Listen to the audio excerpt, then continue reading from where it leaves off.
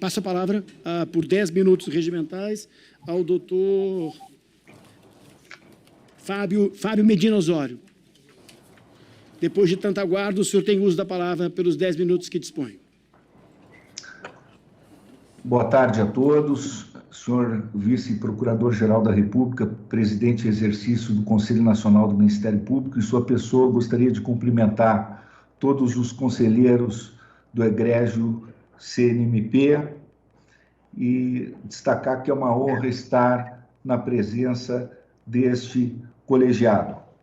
Este caso realmente é um caso importante para o prestígio do Conselho Nacional do Ministério Público, para o fortalecimento do Ministério Público brasileiro. Entendo perfeitamente a vista antecipada do conselheiro Silvio Amorim. Porém, este processo já esteve em pauta por 3 sessões consecutivas. Esta é a 4ª sessão e o Corregedor Nacional do CNMP antecipou o encaminhamento do seu voto para todos os conselheiros há muito tempo.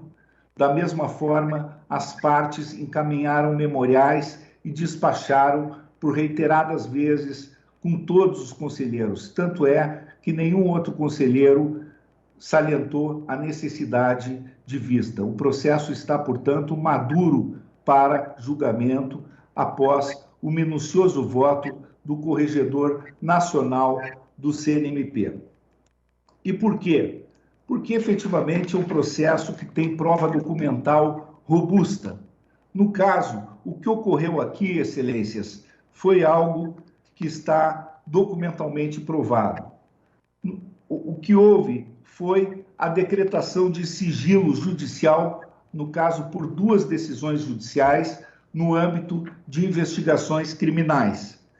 Iniciou-se com um pedido do Procurador-Geral da República, deduzido em 10 de agosto de 2017, no âmbito de investigação instaurada no Supremo Tribunal Federal, e decretação de sigilo por decisão de 25 de agosto de 2017 pelo eminente ministro Edson Fachin, no início das investigações. Posteriormente, com a perda de mandato dos senadores, em 9 de março de 2019, ao receber os autos do Supremo Tribunal Federal, que já tramitavam sob sigilo, inclusive quanto à identidade dos investigados, ou seja, sigilo absoluto de justiça, a juíza federal Caroline Figueiredo ratificou o sigilo, declarando sigilo absoluto de justiça. Isso, portanto, em 9 de março de 2019. Em 19 de maio de 2019, os membros do Ministério Público da Força Tarefa da Lava Jato foram intimados, tomando ciência do tramitar do feito sob sigilo absoluto de justiça. E passaram a acompanhar as investigações. Singelamente, ao oferecerem denúncia, no caso, com o processo vinculado no EPROC ao sigilo nível 3, por força da dependência da ação penal aos procedimentos sigilosos, não apenas ao caderno investigatório sob sigilo, mas a cautelares também sob sigilo judicial, os membros da Força Tarefa da Lava Jato do Rio de Janeiro aceitaram a vinculação ao EPROC sob sigilo nível 3, tomando ciência do sigilo nível 3, e mesmo assim jogaram o conteúdo da denúncia no portal do Ministério Público, vulnerando o segredo de justiça, porque as informações constantes da denúncia todas foram retiradas das investigações sigilosas. Esses são os fatos. Mais ainda, oferecidas as denúncias, não bastasse que seus conteúdos foram retirados de investigações sob segredo de justiça, que estavam as investigações revestidas por segredo judicial, ao recebê-las, a juíza disse que os autos deveriam permanecer com sigilo nível 3 até análise do requerimento de indisponibilidade de bens, que também foi do conhecimento dos acusados.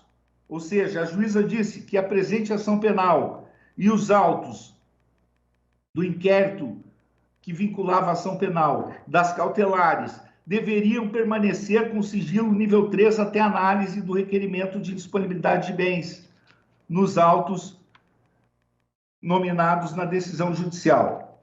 O sigilo, portanto, já existia, vinculava a ação penal e, portanto, pela vinculação da ação penal aos procedimentos sigilosos, que eram do conhecimento dos acusados, não era possível que houvesse o levantamento por decisão unilateral dos membros do Ministério Público Federal, como veio a acontecer.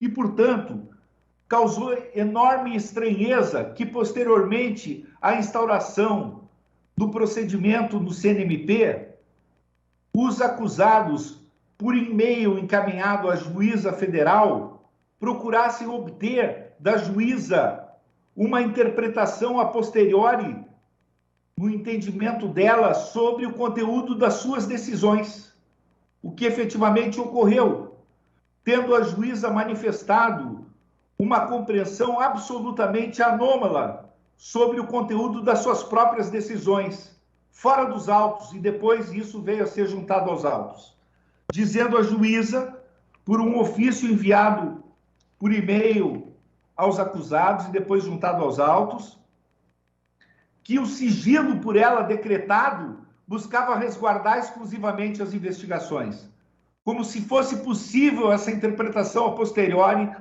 da sua própria decisão. No momento em que o sigilo decretado por ela, quando do recebimento da denúncia, em momento algum ressalvou uma espécie de sigilo parcial que deixasse desprotegida a identidade dos reclamantes. Então, houve uma espécie de suplementação de decisão fora do escopo de embargos declaratórios lançado pela juíza, que atuou numa espécie de conluio com os reclamados. Isso causou enorme estranheza para todos nós. A vingar a tese dos acusados, no sentido de que a ação penal é pública e é regida pelo princípio da publicidade e se desprende das investigações sigilosas e que haveria a possibilidade de um membro do Ministério Público levantar unilateralmente o sigilo de uma ação penal, uma vez estando ela vinculada a procedimentos sigilosos, independentemente de uma decisão judicial, nós abriríamos um precedente perigosíssimo para todos os membros do Ministério Público no Brasil inteiro. Em entrevista à CNN, que está nos autos, os membros da Força Tarefa da Lava Jato do Rio confessaram que esse é um método importante que já foi utilizado no passado, ou seja, a divulgação de informações da mesma forma que fizeram neste caso concreto, para expor a vida de políticos acusados de práticas ilícitas. No entanto, essa é uma prática que configura abuso de poder, desvio de finalidade no manejo das atribuições e que deve ser, sim, combatida pelo egrégio Conselho Nacional do Ministério Público, que é uma prática espúria, é uma prática ilícita, que configura infração administrativa, improbidade administrativa e crime de violação de sigilo funcional. E, portanto, requer uma reprimenda e não pode ser objeto de uma visão corporativista de quem quer que seja, muito menos de qualquer conselheiro que integre o Conselho Nacional do Ministério Público. O Ministério Público não pode ter visão corporativista ao punir seus membros, mesmo aqueles que tenham prestado serviços valiosos à instituição. Quando comete um erro, deve assumir seu erro e não dar exemplo de impunidade para a sociedade. Se houve um erro, deveria ser objeto de confissão, de assunção, de reconhecimento, para que houvesse a aplicação da penalidade ao caso concreto.